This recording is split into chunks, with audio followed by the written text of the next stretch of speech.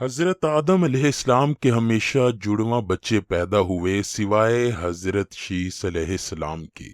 حضرت آدم کے یہی نیک و پاک باز بیٹے سرور کائنات آقائے دو جہاں حضرت محمد صلی اللہ علیہ وآلہ وسلم کے جد امجد ہیں، جن کو اکیلے پیدا کرنے کا مقصد بھی تھا کہ حضور نبی کریم کے جد امجد کی پیدائش میں کوئی شراکت دار نہ ہو جائے۔ حضرت آدم کی وصیت کے مطابق حضرت شیش علیہ السلام کے ذریعے صلب مصطفیٰ پاک بیبیوں میں منتقل ہوتے ہوتے حضرت عبداللہ تک پہنچا۔ امام بہقی حضرت عبداللہ بن عباس سے روایت کرتے ہیں کہ نبی کریم صلی اللہ علیہ وآلہ وسلم نے فرمایا، میں زمانہ جاہلیت کی کسی برائی سے متولد نہیں ہوا حتیٰ کہ میں ہمیشہ نکاح سے ہی پیدا ہوا۔ اور حضرت سیدنا مولا علی سے مروی ہے کہ حضور علیہ السلام نے فرمایا، میں نکاح سے پیدا ہوا ہوں، صفا جاہلیت سے نہیں، یہاں تک کہ آدم سے لے کر اب تک میرے ماں باپ کبھی جاہلیت کے زنا و سفاہت کے قریب تک نہیں گئے۔ ایک اور حدیث میں فرمایا، حق تعالی نے مجھے ہمیشہ اسلاب طیبہ سے ارحام طاہرہ مصفا و مہذبہ میں منتقل فرمایا۔ ان میں جب بھی دو قبیلے بنتے تو مجھے بہترین قبیلے میں رکھا جاتا۔ حضور نبی کریم صلی اللہ علیہ وآلہ وسلم اکثر فرمایا کرتے تھے، میں ہمیشہ اسلاب انبیاء میں منتقل ہوتا رہا یہاں تک کہ اپنی والدہ سے پیدا ہوا۔ حضور پاک صلی اللہ علیہ وآلہ وسلم کے آباء و اجداد کی بات کی جائے تو علامہ سیوطی نے 9 کتابوں میں اسی موضوع پر لکھی ہیں کہ رسول خدا کے آباء و اجداد سب کے سب با ایمان اور دین حنیف پر تھے۔ ان سب میں انہوں نے ثابت کیا کہ آپ کے آباء و اجداد مشرک نہ تھے، کبھی کفر اختیار نہ کیا، بلکہ برابر دین ابراہیمی کے پیروکار رہے۔ حضور پاک صلی اللہ علیہ وآلہ وسلم کی حدیث مبارکہ ہے کہ اللہ پاک نے حضرت اسماعیل کی اولاد میں سے کنانہ کو برگزیدہ بنایا، کنانہ سے قریش کو، قریش سے بنی ہاشم اور بنی ہاشم میں مجھ کو برگزیدہ فرمایا۔ روایت ہے کہ نبی کریم صلی اللہ علیہ وآلہ وسلم کے والد حضرت عبداللہ بے حد حسین و جمیل تھے، ان کے حسن کا چرچا پورے عرب میں مشہور تھا۔ چرچا ہوتا بھی کیوں نہ، آخر والضحیٰ کے چہرے والے محمد مصطفیٰ صلی اللہ علیہ وآلہ وسلم کے باپ جو بننے والے تھے۔ قریش کی عورتیں حضرت عبداللہ کے حسن و جمال کی طالب بن کر سر راہ نکلا کرتی تاکہ ان کو اپنی جانب متوجہ کر سکیں۔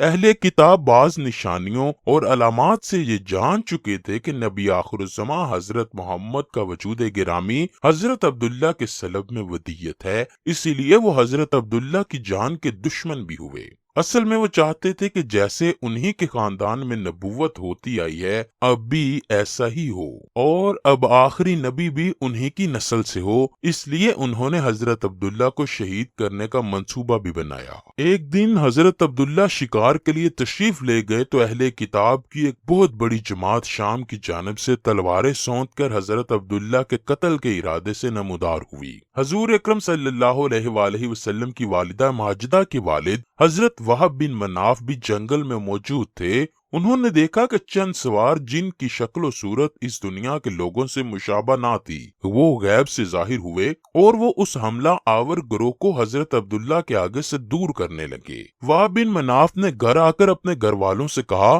میں چاہتا ہوں کہ اپنی بیٹی آمنہ کا نکاح حضرت عبداللہ بن عبد المطلب سے کروں، اور پھر یہ بات اپنے دوستوں کے ذریعے حضرت عبد المطلب کی خدمت میں بھی پہنچائی۔ حضرت عبد المطلب بھی یہی چاہتے تھے کہ عبداللہ کی شادی ہو جائے۔ اسی سلسلے میں وہ کسی ایسی عورت کی جستجو میں تھے جو شرف، حسب و نسب اور عفت میں ممتاز ہو۔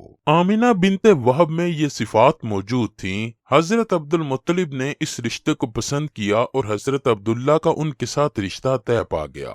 اس رشتے کے بعد اور نکاح سے پہلے حضرت عبداللہ کو بہت سے عجیب واقعات کا سامنا بھی کرنا پڑا، جس میں بہت سی غیر عورتوں نے آپ سے ناجائز تعلقات، جبکہ کچھ نے تو نکاح کی بھی سرتوڑ کوششیں کی۔ ایک دفعہ خانہ کعبہ کے پاس کھڑی ایک عورت کے پاس سے حضرت عبداللہ گزرے تو وہ ان کا حسن دیکھ کر آپ پر فدا ہو گئی۔ بنی اسد کی یہ عورت آپ کو ڈھونڈتے ڈھونڈتے آپ کے گھر پہنچ گئی اور آپ سے کہنے لگی، میں آپ کو 100 اونٹ تحفے میں دوں گی اگر آپ مجھ سے نکاح کر لیں۔ حضرت عبداللہ نے اس کو صاف انکار کیا۔ مکہ کی ایک خوبصورت عورت جو کاہنہ ہونے کے ساتھ ساتھ تورات اور انجیل کی عالمہ تھی، جب حضرت عبد المطلب حضرت عبداللہ کو لے کر بغرض نکاح قبیلہ بنو زہرہ روانہ ہوئے تو راستے میں اس عورت یعنی فاطمہ شمیعہ سے ملاقات ہوئی۔ فاطمہ نے حضرت عبداللہ کی پیشانی میں نور محمدی چمکتے دیکھا تو فوراً سب کچھ بانپ گئی اور اس نور پرہیزگار پر جان سے فریفتہ ہوئی اور حضرت عبداللہ کو نکاح کا پیغام دیا۔ حضرت عبداللہ نے جواب دیا، ابھی تو ہم جا رہے ہیں، واپسی پر تجھ سے بات ہوگی۔ کاہنہ کہنے لگی، اے عبداللہ، تمہیں دین ابراہیمی کا واسطہ جس پر تم قائم ہو، میرے سوا کسی سے پہلی صحبت مت کرنا۔ یہ کہہ کر اس نے اپنے حسن کے جلووں اور جادوؤں سے حضرت عبداللہ کو قابو کرنا چاہا، لیکن آپ اللہ کے حکم سے اس عورت کے چنگل سے پاک و طاہر نکل گئے۔ قبیلہ بنو زہرہ کے مرحوم سردار وہب کی بیٹی اور موجودہ سردار وہیب کی بھتیجی بی بی آمنہ کی اعلیٰ ترین سیرت و کردار کے چرچے زبانیں زد عام تھے۔ آپ بھی حضرت عبداللہ کی مانند حسین سیرتوں اور حسن کی بے پناہ مثال تھی۔ حضرت عبداللہ اپنے والد کے ہمراہ قبیلہ بنو زہرہ پہنچے۔ وہاں حضرت عبد المطلب اپنے لاڈلے بیٹے کے ساتھ حضرت بی بی آمنہ کے نکاح کی خواہش کا اظہار کرتے ہیں۔ وہیب کو قریش مکہ کے اعلیٰ ترین گھرانے کے اتنے بہترین رشتے سے بھلا کیوں کر انکار ہو سکتا تھا؟ چنانچہ حضرت عبداللہ کا نکاح حضرت بی بی آمنہ سے ہو جاتا ہے اور یوں دو پاکیزہ روحیں نکاح کے مقدس بندھن میں بندھ جاتی ہیں۔ حضرت عبداللہ تھوڑا عرصہ وہاں قیام کرنے کے بعد اپنی عفت معاب دلہن کو لے کر واپس مکہ آ جاتے ہیں۔ کچھ دنوں بعد دوبارہ وہی کاہنہ آپ سے ملتی ہے جس نے ان کو نکاح کے لیے کہا تھا۔ جب اس عورت نے حضرت عبداللہ کی پیشانی میں وہ نور مبارک نہ پایا تو وہ چیخنے لگی، چلانے لگی اور ان سے کہنے لگی، پہلی مرتبہ میرے پاس جانے کے بعد تم نے کسی عورت سے صحبت کی ہے؟ آپ نے فرمایا، ہاں، میں نے بی بی آمنہ بنت وہب سے نکاح اور زفاف کیا ہے۔ وہ عورت کہنے لگی، اب مجھے تم سے کوئی سروکار نہیں، میں تو اس نور مبارک کی خواستگار تھی جو تمہاری پیشانی میں جلوہ افروز تھا، اب تو وہ دوسرے کے نصیب میں چلا گیا۔